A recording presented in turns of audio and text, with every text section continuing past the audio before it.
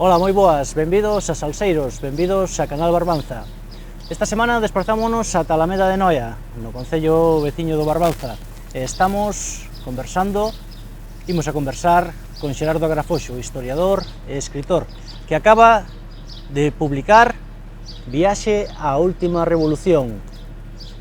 Xerardo, estamos ante unha crónica, un libro de viaxes, unha obra de ficción.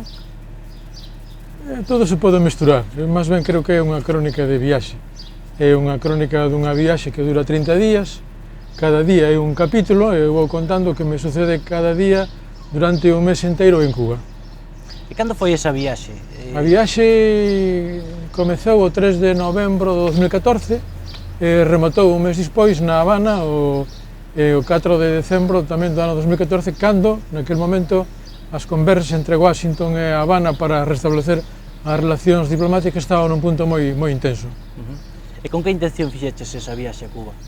Bueno, basicamente eu estivera en Cuba 30 anos antes como turista, ca miña compañeira, pasámoslo moi ben, é un país moi fermoso, é unha xente moi amable, entón, como é un país que se escribe tanto dele, hai tanta literatura, hai tantas películas sobre Cuba, dixen, bueno, como será o país 30 anos despois? Entón foi cando me decidín, en solitario, a atravesar o país nos medios que empregan os cubanos, e para iso fixen 2000 km sempre montado en camións, en coches da época de Batista, antes da Revolución, e tamén nos trens coloniais. E como foi realmente esa viaxe fora dos circuitos turísticos habituais, non? Bueno, cando vas de viaxe, sí, levas todo programado, iso non hai unha programación. É un país absolutamente diferente. Cando un ve un catálogo das viaxes para Cuba, o 90% é circuitos que abarcan Habana, Varadero ou Habana, Os Callos. É dicir, é Habana e logo algo de sol e algo de praia. Pero cando un vai pola súa conta e quere falar cos cubanos, ten que andar 2000 km en camións, en encontrar unha realidade totalmente distinta. É un país moi diferente. Entón un ve cales son os problemas diarios dos cubanos, cal é a realidade cotidiá, e sobre todo con moita paciencia chegas a contactar cos cubanos e a mergullarte na súa vida se tes moito tempo e moita paciencia, porque eles teñen bastante medo a falar dos problemas que os espreitan. Medo pola situación que... Medo porque, bueno, a última vez que se votou en Cuba foi no ano 48, hai moitos anos. Agora é un país gobernado por octoxenarios e non nacionarios. Entón, dende un punto de vista económico, o país desde hai uns anos comeza a evolucionar, empeza a permitirse abrir negocios, aparecen moitos cuentapropistas. Entón está o país pasando de unha economía que vireu antes comunista, onde, por exemplo, hai 30 anos non había unha sola tenda, non había un comercio, imposible. Como moito podías encontrar un chiringuito onde che venderan un pouco de cervexa, pero nada máis. E se querías traer algún obxecto para agasallar a alguén, tiñas que ir a un hotel. Non había tendas, é dicir, é imposible imaginar para nós unha cidade como Santiago de Compostela sin unha sola tenda. Entón agora te encontras que a economía de mercado, debido ás novas medidas de Raúl Castro, están cambiando o país, pero desde un punto de vista do que son as liberdades, siguen ancorados no mesmo sistema, e a xente ten moitas precaucións para contarche calquera cousa cotidiá. Tes que ter moita paciencia e gañar a amistade deles para que che conten algo. A situación actual política de Cuba non mudou nada? Nada, absolutamente nada. É dicir, sigue habendo o Granma, que é o periódico órgano do Partido Comunista, e os medios de comunicación que son a radio e a televisión están absolutamente controladas, e como me dixo unha persona que traballa na televisión, pois a misión deles é simplemente louvar o que fai o sistema, as cousas boas do sistema, é dicir, ti pos un día a radio ou a televisión cubana E do que falan é de inauguracións, todo vai de maravilla, todo vai moi ben. É dicir, non hai ningunha soa voz disidente, é imposible. É dicir, todos están de acordo. É como cando ves o canal do Real Madrid aquí, que todos falan ben do Real Madrid, pois ali todos é a falar ben do sistema. Como dato curioso, naqueles días estábase celebrando os xogos do Centroamericanos e do Caribe e informaban das medallas que gañaba Cuba, pero non das atletas que non volvían ao país. Deso non dicía nada. É curioso. E o día a día dos cubanos, eses cubanos que non son os que encontran os turistas habituais? O día a día é difícil, é moi difícil porque o salario é de medio de 15, 18 dólares, a pensión de un enfermeiro xubilado, dun mestre, son 10 dólares, e entón eles lle pagan unha moeda, que é a moeda que son pesos cubanos. Eu estou traducindo a dólares, que é o que eles empregan para explicarlle aos turistas. Entón, por exemplo, hai 30 anos, cando eu fun, o goberno lles daba a cartilla de racionamento e con iso eles podían comer dignamente durante 30 días. Entón non tiñan moitas preocupacións, Agora esa cartilla, debido aos problemas que teñen económicos, pois lle dura 7 días. Cuba é un país que non produce nada importante, o que produce moita cana de azucre e moito tabaco, que son baratos nos mercados internacionais, non poden competir, por exemplo, coa cana co azucre que se quita de Indonesia. O tabaco que eles venden é tabaco caro, pero en pouca cantidade. Entón, basicamente, teñen que importar o 80% dos alimentos e logo, para salvar a realidade cotidiana desos salarios ínfimos, donde, por exemplo, a xente, cando entras nas casas, dá pena velas, non? Porque non poden invertir nada na casa, nin pintar, nin arranxar, nin nada, porque o que gañan é para comer, basicamente para comer. Entón, eles sobreviven a base de varias realidades. Primeiro, o petróleo que lles envía a Venezuela, a cambio de médicos e técnicos sanitarios e de mestres, as remesas que lle envían os exiliados que marcharon para Miami. Basicamente, creo que un 60% dos cubanos viven desas pequenas cantidades, que son pequenas. Le mandan, a mellor, 10, 20 dólares ao mes, pero que eles lles duplica o salario, para eles é moito, non? E logo, tamén, cada vez están vivindo máis do turismo. Son as tres fontes de financiación. O petróleo, as remesas e o turismo. Pero cal é o problema? O problema é que agora, debido á caída do petróleo, que pasou de 100 e pico de dólares o barril a 20, 30 dólares, os venezolanos están nunha situación tan mal ou peor que os cubanos. Entón, as remesas están baixando e iso Cuba vai non notar moito. Creemos, ou pensan, que o feito de que Raúl agora se arrimase a Obama, en parte ten que ver porque creen que a crise que está padecendo Venezuela vai ser semellante a que padeceu a Unión Soviética e iso poden sofrir moi duramente. Por lo tanto, hai un atisbo de esperanza ou non? A esperanza, en este momento o país é unha cousa parecida a China, non? É iso que se di, un país, dous sistemas.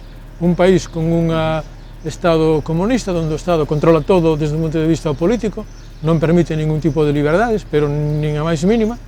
E, por outra parte, unha economía doble. Por unha parte, hai un Estado comunista, pero que permite o capitalismo, facer pequenos negocios, porque o Estado que está tratando agora de facer a toda velocidade e con grandes problemas é adelgazar o poder do Estado. Antes o 100% das persoas eran funcionarias, agora calculase que solamente son entre o 50 e o 60%. Entón tratan de adelgazar a economía e que non haxe tantos funcionarios. Entón, ao levantamento do embargo, en caso de que se leve a efecto, que de momento non se levou a efecto, porque Obama non ten capacidade para iso, en caso de que gane as eleccións Hillary Clinton, que teña maioría no Senado e no Congreso, poden votar abaixo. Hillary Clinton, nas súas memorias, di que o que fixeron con Cuba sempre foi unha barbaridade, que non valeu para nada, o único que valeu é para manter o sentimento patriótico dos cubanos e apoiar a Fidel Castro.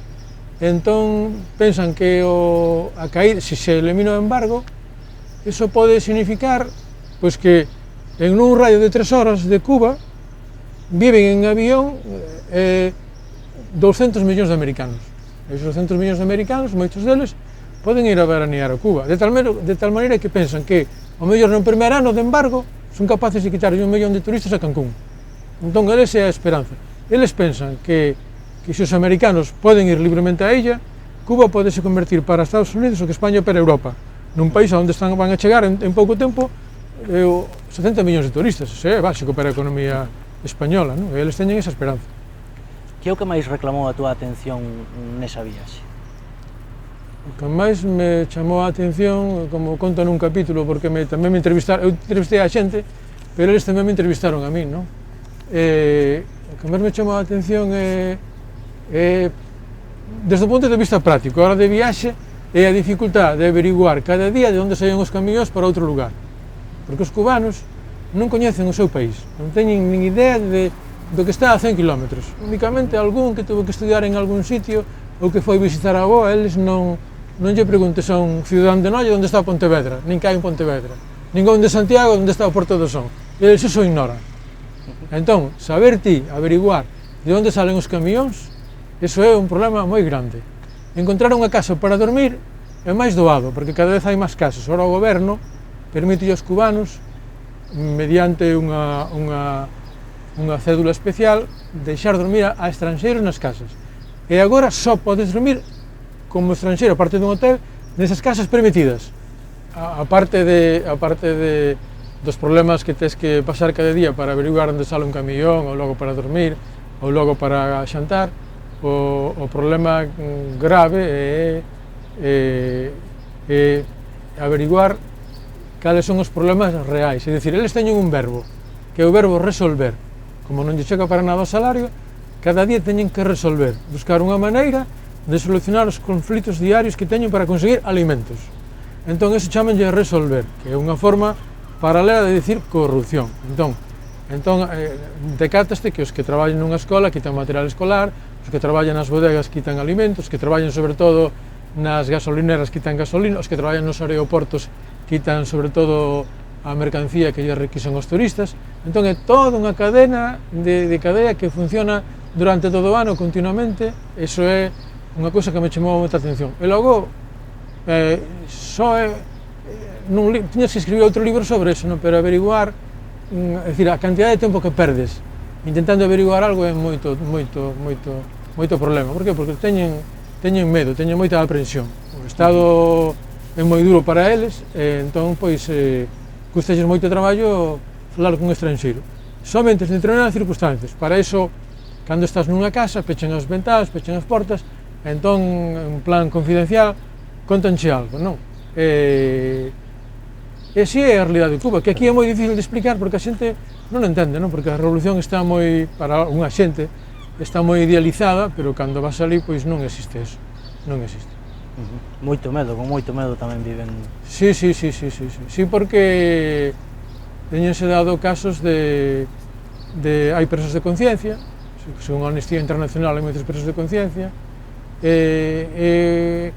o clima cubano, a música cubana, a realidade cubana, si te chegas aos centros turísticos, é diferente, non? Cando vais á rúa do lado, non tes que ir a unha favela, ali chamanlle repartos, non, tes que ir á rúa do lado, entón ves outra realidade. Entón ali, pois, evidentemente, nun principio, eles non che van a explicar nada, pero se levas moito tempo, un mes, tes moita paciencia, pois meteste na casa deles, convídalos a veces a algo, paseos con eles, eles coñecen, entón daste conta de que sufren problemas serios e graves.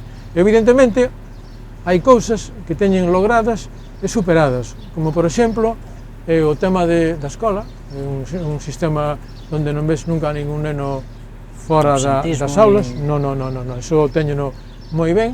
E en canto a medicina, que sempre se di que é un logro da revolución, eu falei con os médicos e con enfermeiros e dixeronme que non é tanto, por culpa de que agora se lle marcharon 70.000 médicos e enfermeiros que están por 60 países que os necesitan para logo traerles produtos como o petróleo, e entón o sistema sanitario está sufrindo moito eso, non? Hai unha gran carencia de medicinas, unha gran carencia de técnicos, pero teñen unha saúde que podes dicir que se espalla a todo o mundo, e todo o mundo en Cuba está controlado, de tal maneira que, como exemplo, me dicía o médico, se usted está aquí nesta casa e tose, os veciños están alerta, e se sigue tosendo, usted ten que ir ao médico, e se non vai, chaman eles ao médico, e se non quere ir co médico, entón chaman á policía. É dicir, aquí hai unha gran prevención para evitar problemas, porque é un país caribeño que ten moitos problemas alrededor de países do terceiro mundo e teñenlle medo a todo tipo de enfermedades contagiosas. Entón, bueno, o sistema funciona, e funciona moito mellor que moitos países de América Latina. Nunha viaxe tan detallada vívense moitas situacións e moitas experiencias, non? Tómanse moitas notas, Sí. pero despois como se redacta iso? Porque non é un libro ao xeito. Sí, bueno, entón tens que mesturar algo da realidade a realidade e logo tamén tens que contar como se fora ficción algo que che sucedeu, non? Entón, as anécdotas sucedenche a diario, non? Dicíame o amigo Ribeiro Coello, cando leo o manuscrito, que tivera sorte e encontrarme con tantas persoas interesantes e que con tantas persoas que contaran cousas. Digo, non é sorte, é dicir, se vas en camión vas a encontrar todos os días situacións delirantes, pois que o camión se avería, entón tens que quedar ali medianoite aparcado no medio do campo esperando que alguén che veña a rescatar, ou que cando crees que vas ben un camión, pois che cambian para un autobús e logo te enteras que o autobús non é un autobús normal, senón que é un autobús dunha empresa de funeraria, ou que nun cambio te olvidastes da mochila e tens que volver a andar kilómetros atrás para recuperar, que a recuperes, porque parece ser que hai poucos roubos, e logo o turista, ao fin e ao cabo, é unha persona pois respetada, como pasa en todos os lugares onde o réxime é moi duro, non? O turista é unha persona moi respetada. E como se decide que é o que debe entrar no libro e que é o que queda fora? Non, entra todo. Eu non ocultei nada. O que sí, pois explico aí, solamente con dicir esa frase, en certo modo, explica a naturaleza política do país, non? É que todos os nomes que aparecen no libro, menos os que aparecen con apelidos, son nomes ficticios.